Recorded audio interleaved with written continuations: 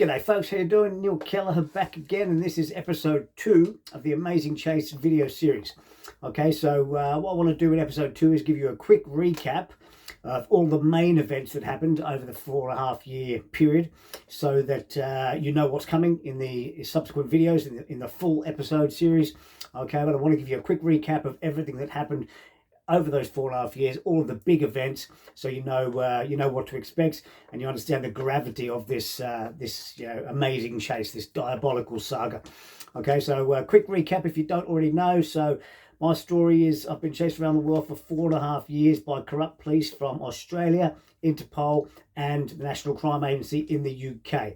And the reason for that was this guy.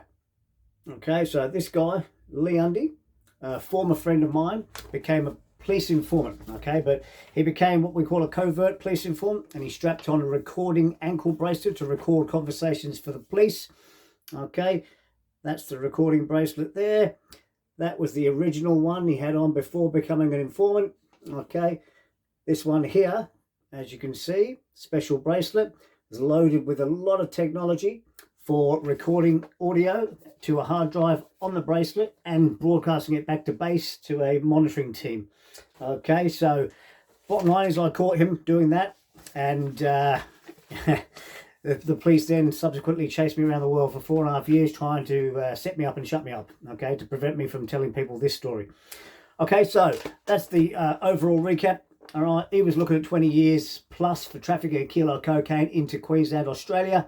I was a friend of his, and I had certain knowledge of his activities. I wasn't involved in his drug trafficking, but I knew certain things about it. And so he told the police that, and then they tried to entrap me to get me to tell them what I knew so that he didn't have to. So basically he was an undercover informant. Okay, so he wasn't giving written testimony. He wasn't standing up in court giving speech testimony. He was literally undercover as a police informant. Okay, so let's get to the crux of everything they did over the 4.5 years, the main events. Okay, not everything, because everything they did is absolutely insane, but just the big main events. Okay, so main event number one was entrapment number one in far north Queensland, Australia, in a place called Palm Cove. On the 24th of May 2019, they tried to entrap me as a drug dealer, which I wasn't, and then they were going to try and use that against me to get me to talk about things that they believed I knew. Okay, I'm not going to give you the full details now. I'm going to do that in the full video series. That's just a brief, quick overview. Okay, so that was entrapment number one, Palm Cove, Queensland, Australia, 24th of May 2019. Tried to entrap me as a drug dealer. I caught them. They failed. Moving on. Okay. I got out of Australia after that. I went to Thailand. Okay, I go to Thailand every year for many months a year to train Thai boxing. Okay, so I went back to Thailand. I figured, safest place for me to be right now. Went back to Thailand. At this stage, I didn't know it was Lee Undy that set me up. Okay, I had a suspicion, but I didn't know. All right, so I went to Thailand. Next thing you know, the police were all over me in Thailand. Okay, and that was Melbourne Major Organised Crime Squad, who were following me around on the ground in Phuket in Thailand. Okay, in a place called Nai Harm Beach. All right, how do I know that? Well, number one, I saw them, and number two, they were on the ground in far north Queensland hassling friends of mine as well. So I know it was Melbourne Organised Crime Squad. Okay, first thing they did there was try and gas me in my apartment and knock me out. Okay, they did the same thing in Palm Cove, by the way, which I forgot to mention, but they did the same thing there. Basically, they cracked open one of the window panes, slipped a hose pipe through there, and tried to gas me to knock me out. All right, I knew what they were doing. I laid in wait, waiting for them. Then I jumped up and caught them in the act. They ran away. They left behind a motorbike and obviously the window pane that was cracked open, which I have the evidence of. Okay, so that was the first thing they did, was try and gas me in that apartment to knock me out. I believe they were going to come in and plant drugs in the apartment had they succeeded, but I caught them in the act. All right, moving on. I knew something really, really big was up then, because it just didn't make any sense what was going on. They tried in Palm Cove in Queensland. They tried there. So I didn't really know how big it was at this stage. It wasn't until later I found out how big it was. Okay, moving on from there, we go to the next apartment. I moved rooms. Okay, I was in room 12 at this place, and then I moved to room 19, which didn't have a side window. All right, so I thought, well, yeah, better the devil you know is what I thought. I'm not going to leave this resort because at least I know this resort. I moved to a room inside the building, which had no windows on the exterior wall. Okay, and I thought I was safe. Little did I know, they'd already set this room up in the bathroom. They'd cut a hole in the ceiling for a peephole, and the room next door they pretended was under maintenance after moving the guest that was in there out. And then they had staff from the resort in the ceiling of room 20 watching me through the peephole in the ceiling of my room in the bathroom. All right, so they were watching me, mostly at night, because I could hear them moving around in the ceiling. And next thing you know, they sent a Thai lady into my room with drugs to spike me. And then I presume they were going to try and raid the room and catch me on the drugs, with the drugs, or whatever. Okay, but I knew something was up, so I asked her to leave. And then after she left, I literally got dressed up, walked into the bathroom where the peephole was, because I could hear ruffling around up there, flipped the bird to the little hole in the ceiling, and then I did a runner. All right, this is a true story, 100% true. I did a runner out of my room to my motorbike, got my motorbike and rode off. As I was running out of that room, I could hear someone in the ceiling literally fall over, as if they were trying to chase me, or as if they were trying to get to a phone or radio to let the police know. As I was driving down the street, no word of a lie, I passed the police and a fire engine. Okay, so later on I found out that if police are going to enter an apartment, they need the fire department with them. So I believe they were going to enter my room and try and catch me if I was there, but I wasn't, because I'd done a runner. All right, I spent the next 2 days laying low in Thailand, all right, because I knew this was just absolutely insane what was going on. And then the second day I contacted a local lawyer. They told me, go back to the apartments. There's no police looking for you, because I had them checked with the resort. No police looking for you. Go back, get your stuff and leave. So I did that. Went back and got out there. Went to Koh Samui. Spent a month in Koh Samui. I'm gonna quickly get through this, all right, and then I'll come back to all the main parts of the evidence in the bigger video series that I do. Right, so I got out of there, went to Koh Samui, spent about 2.5 weeks in Koh Samui, because I was waiting to get an all clear on my passport. So I thought my passport might be blocked. Got the all clear on my passport. There were no warrants for me, because I thought this is huge. I thought something was going on. I thought there must be warrants for my arrest in Australia.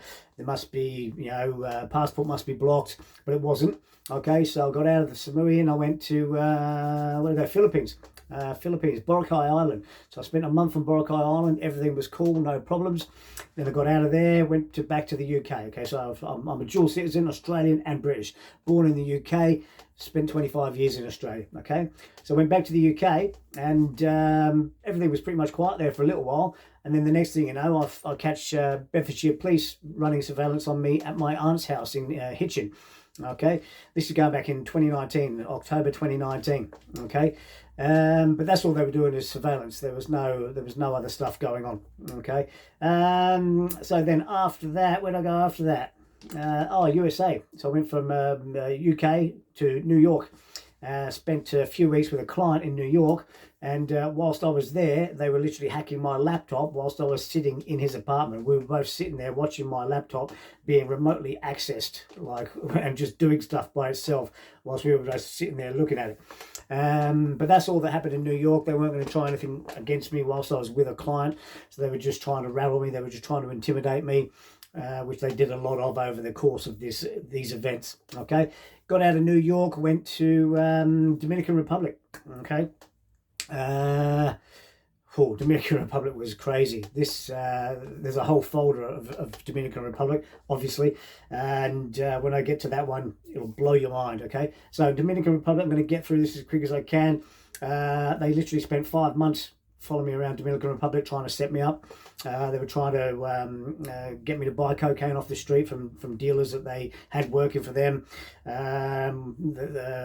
They tried to send dealers into my room with cocaine and get me to hand over money for it, and then they would have caught me handing over money for cocaine, but I didn't do that. Don't get me wrong, I had plenty of cocaine in the Dominican Republic, but they never caught me doing any of that stuff. All right. Then they tried to entrap me in Dominican Republic by supplying cocaine to me through a local dealer who I was friends with, who they caught sadly for him, and turned him to work against me as an informant.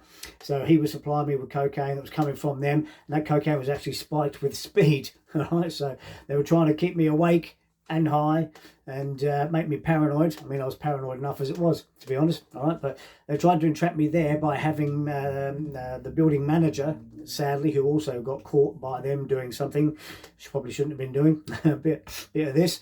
All right, so she got caught, and she was working for the police, helping them to try and catch me, with the cocaine, etc. So she was asking me for cocaine, which I had because I'd already got it from the other geezer, and I said, yeah, sure, come and get some, and I'd give her some, and she'd go, oh, can I take it with me? I go, yeah, sure, just take it with you. And she'd take it away with her, and she was handing it back to undercover cop called Manuel, and then they were going to try and catch me in my apartment with the same cocaine and say that I was supplying it to her, and they would have had her cocaine to match to the stuff they caught me with in my apartment. They never caught me. That didn't happen. I knew what they were doing all along. Okay, so they never got me. All right, so that was an entrapment attempt. All right, they also tried a false flag, and they faked the death of a homeless man next door, and then they tried to abduct me into an ambulance. All right, now I know that sounds crazy, but I've got the proof of that. All right, so I sent 5 messages to people when it was happening on encrypted messages, telling them what was going on, and instantaneously, the second I sent those messages, they went and they disappeared from everybody's devices except for one person. And that's a story for another day. That's a crazy story for another day. So yeah, they ran a false flag, tried to spook me, hoping I would run away, and they were going to abduct me into an ambulance. All right, second ambulance, because they already had one ambulance for the fake death of the homeless man that they faked in the false flag next door. All right, so that was May 2020. May 2020.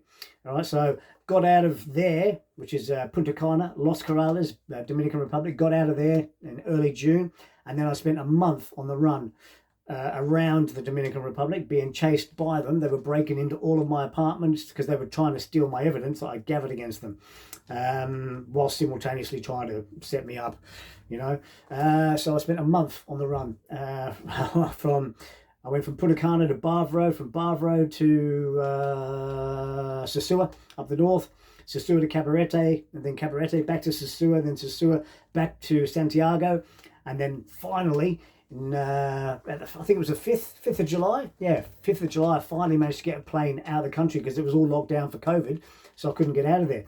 And during that time, they literally chased me for every single accommodation that I was staying at, and they were trying to break in.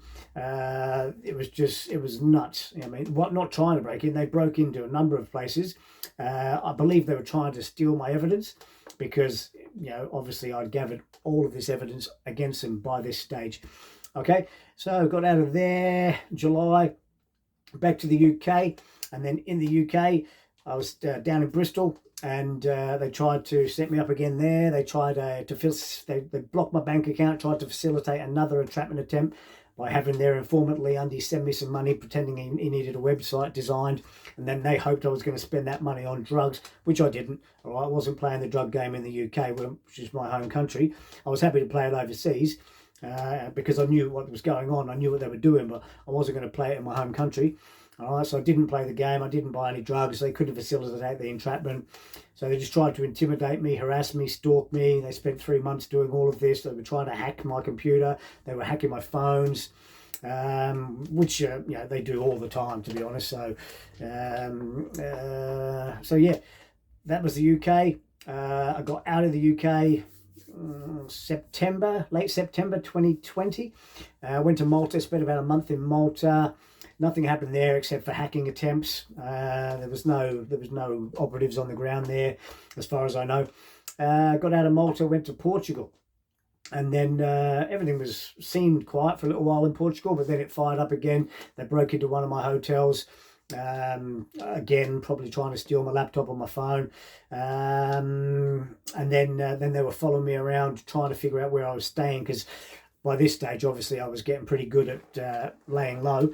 and I stopped using cards, credit cards.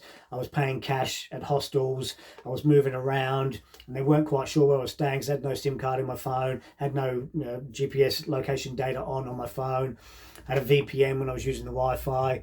Okay, so they weren't sure where I was staying. They were following me around on foot, and I caught them twice.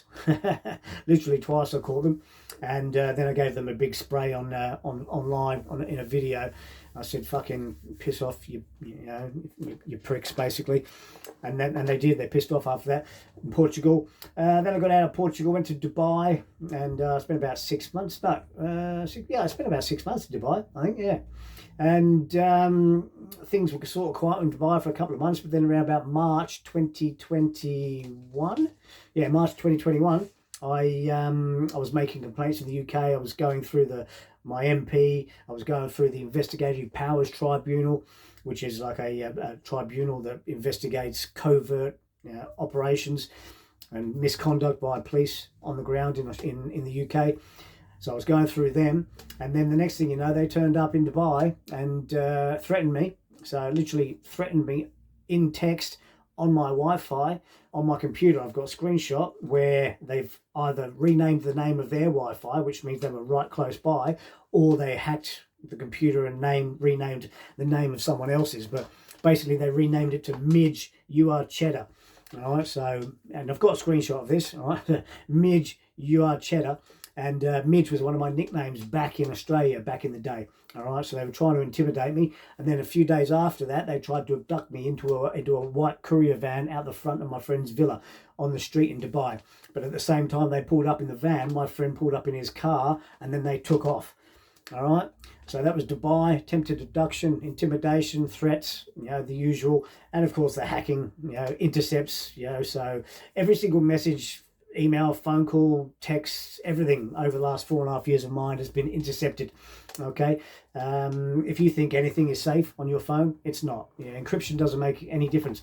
Encryption only means as it flies through the air. Once it lands on your device, it's no longer encrypted. So they hack your device. Okay, so encryption means jack shit. If you think anything you send encrypted is safe, it's not. Okay, unless you've got disappearing stuff on and it disappears immediately after after it lands on the other device.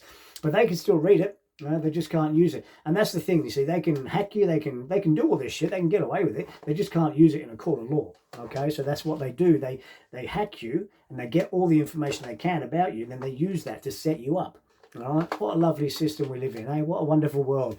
These are so-called police. They're the biggest fucking criminals of them all. Absolute fucking cocksuckers. All right, so that's Dubai. Got out of Dubai, went to Mexico. All right, so I was actually meeting my mum in Mexico to take her to a cancer clinic, natural healing cancer clinic. Okay, so whilst I was with my mum, they didn't do anything, all right, but they were there because they were fucking with my bank account again.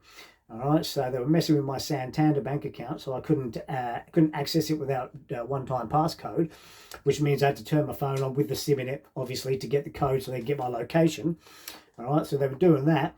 Then I tried to reorder and get a new Revolut bank card, which is an app bank.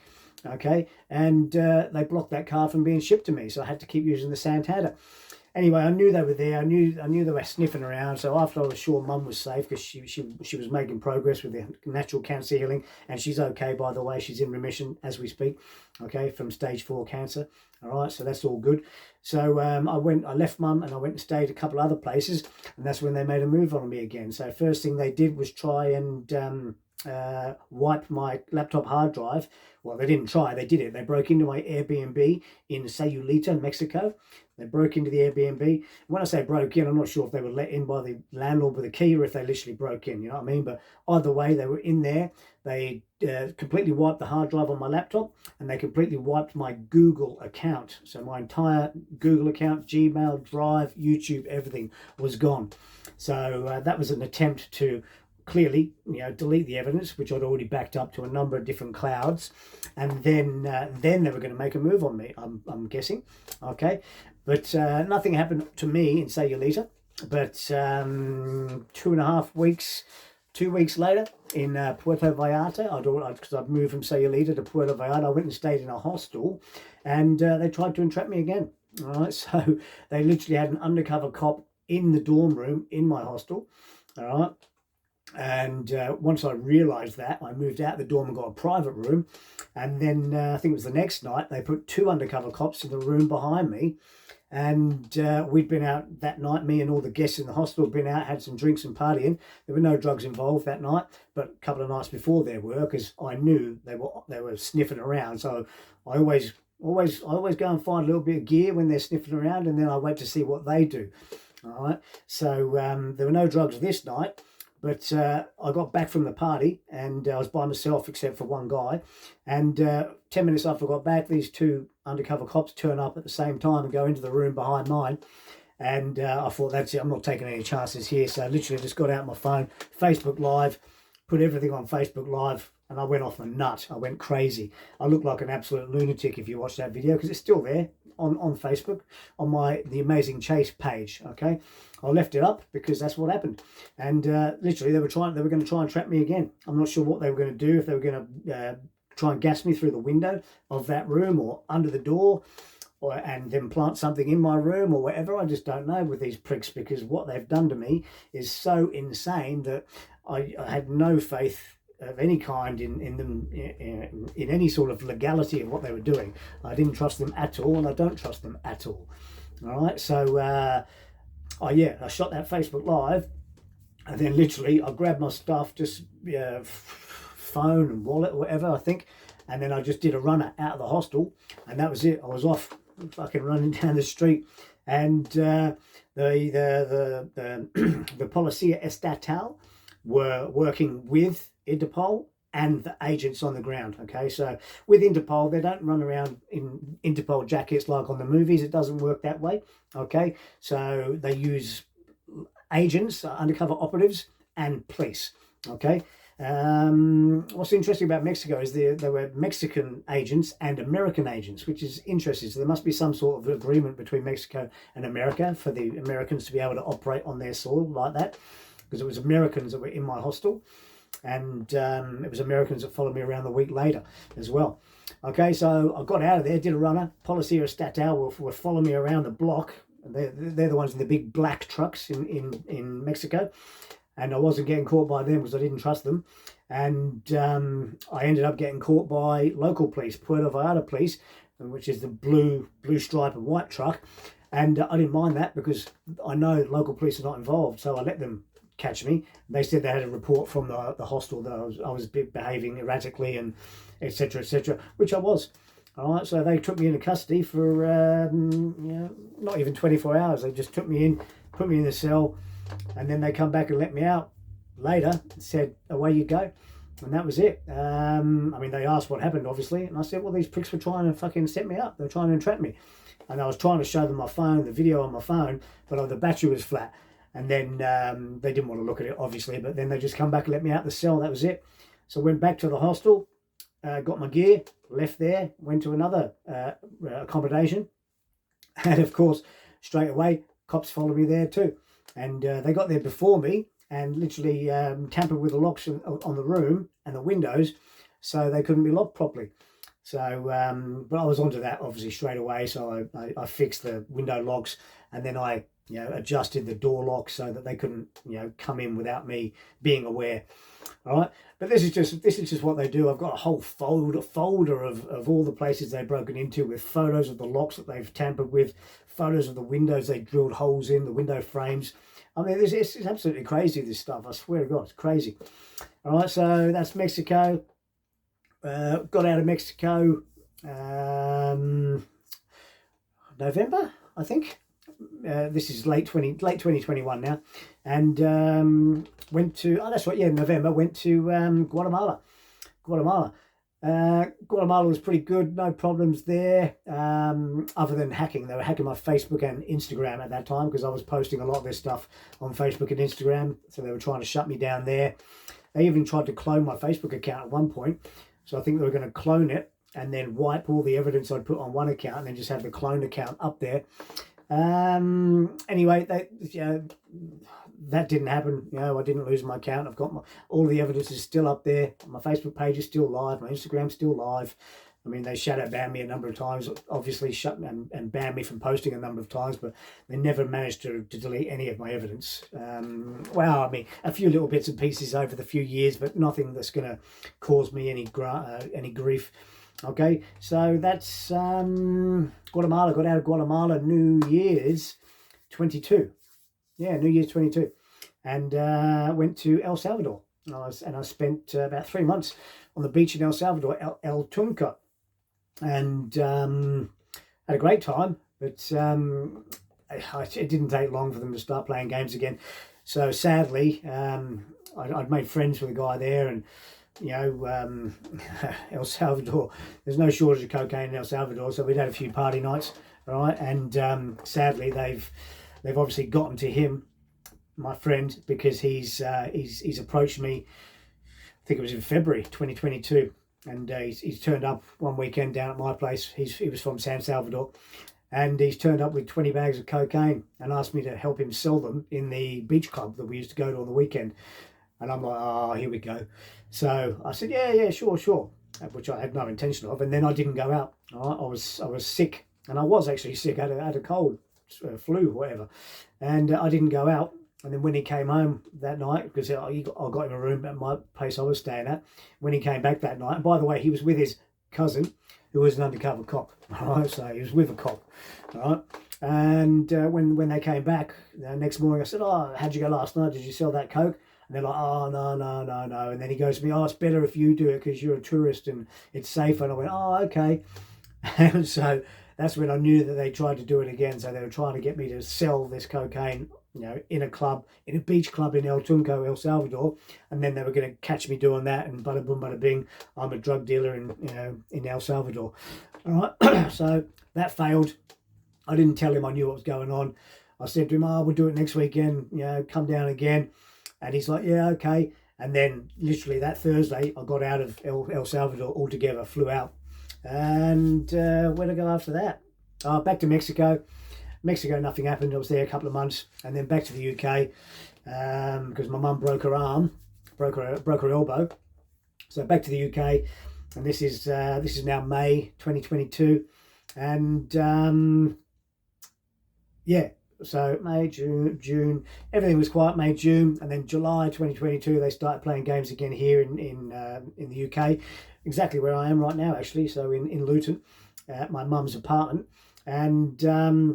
I mean, every time I go to say this, I just sort of, I try not to, I don't know whether to laugh or cry, because they tried to assassinate me. They tried to kill me, tried to murder me in my own home, well, my mum's home, by putting a liquid hydrogel on the door handle to the building, which was some sort of gel, drug that would induce a heart attack. Okay, and I've done a whole post on that. I'm going to do a whole video on it. So I've covered it a little bit in episode 1, how I survived. Okay, but that's 100% true. I'm not lying, and I'll take any test you want. I actually looked into taking a lie detector test just for my own benefit and to post with these videos. It's 400 quid. I'm like, fuck that. I'm not spending 400 quid to prove myself right when I already know I'm right and I'm not lying. You know what I mean? So people have a hard time accepting the facts. The problem's not with the facts.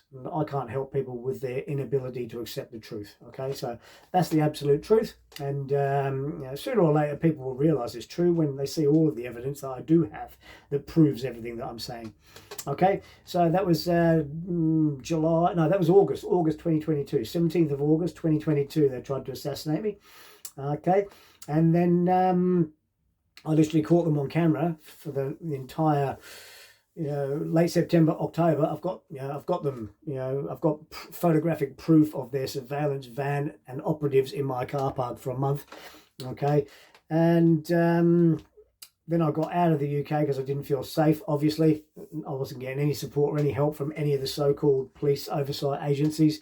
And clearly, given what they tried to do, I realised I had no chance of being safe, of getting support. So I took off. I went to Cambodia, and then I went back to Thailand because I love Thailand.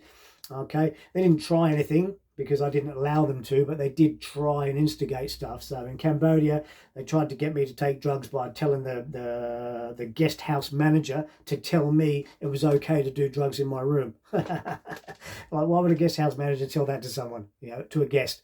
I didn't, obviously, but that's what they were trying to do, is get me to do drugs in the room, and then he would have told them, and they would have come and got me. All right, that was Cambodia. Then I was in Thailand. Nothing happened in Thailand that time. I was with a dear friend of mine, Roger, who sadly passed away late last year.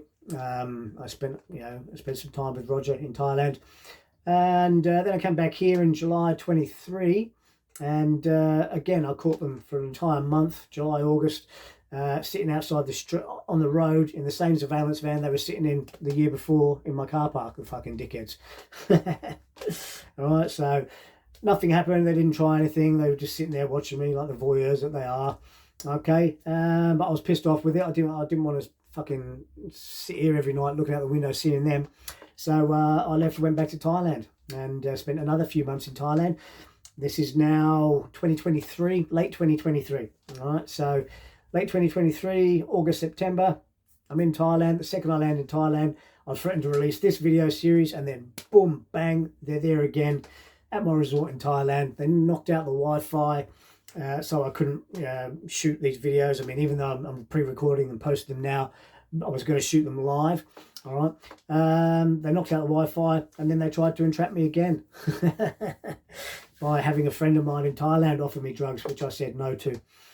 All right, so it's just an ongoing saga, right? Absolute crazy bullshit. All right, and where am I now? Back in the UK now. I've been making complaints to the police oversight committees, agencies, MPs, Police and Crime Commissioner, Police Professional Standards, National Crime Agency Professional Standards, but they're all sweeping it under the rug and denying involvement, refusing to investigate.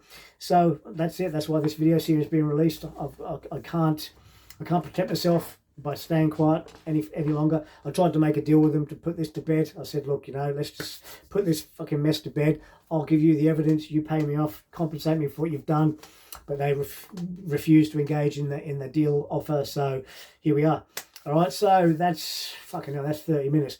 I'm sorry, but that's how much shit I've been through. 4.5 years non-stop. I mean, it's 4 3/4 years now, but they're not bothering me now. They're probably just fucking sniffing around, listening and looking at what I'm doing, but they're not bothering me. So there we go. That's the recap. Sadly, it's taken 32 minutes. But I'll leave that there. That's the recap. And the future videos are going to give you that story with the corresponding photographic evidence that proves what I'm saying is absolutely 100% true. So thanks for watching, folks, and see you in the next one. Cheers.